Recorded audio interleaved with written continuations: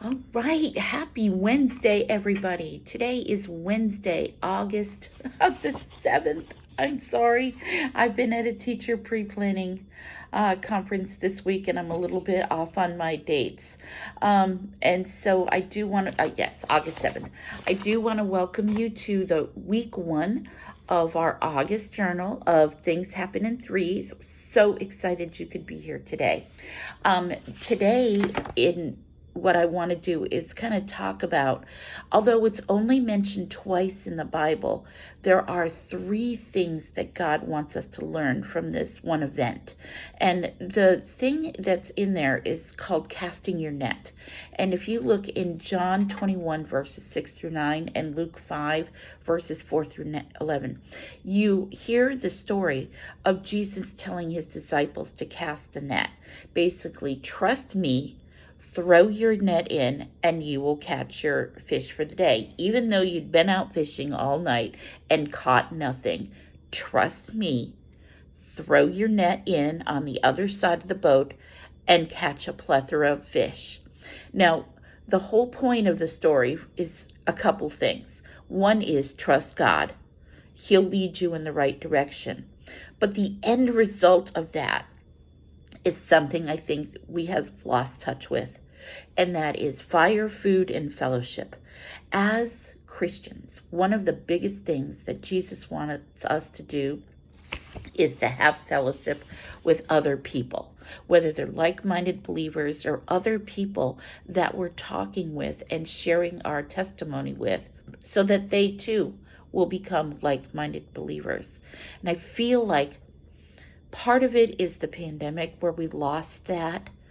But since then, we've become more isolated. So my hope is that we can regain that trust of fire, fun, and fellowship. So today for our Things Happen in Threes, as always, we want to focus in on three people. Reach out to them. Let them know that you're helping them carry the burden. Here in Florida, we have had a lot of people that have had a lot of damage to their homes. So obviously that's where my focus is going to be for a little bit of time. So those are going to be my three people here. I want to reach out to let them know that they're not alone in the burdens that they're walking through right now, the storms that they're in, that there is somebody that's going to be there to help them carry the load, whether it's just sending an encouraging text, sending an email, sending them a DoorDash for the day, working on their GoFundMe accounts, whatever the need is. The important part is walking with them, letting them know they're not alone. Okay, so then the second part is we want to get closer to God by bonding with him, getting to know his word better, building it in our hearts. And how we do that is three things. We read it, we write it, and we apply it. So today's verse is 1 Peter 5, 8 through 9. Be alert, of sober mind. Your enemy and the devil prowls around like a roaring lion looking for someone to devour. Resist him, standing firm in your faith, because you know that the family of believers throughout the world is undergoing the same kind of suffering.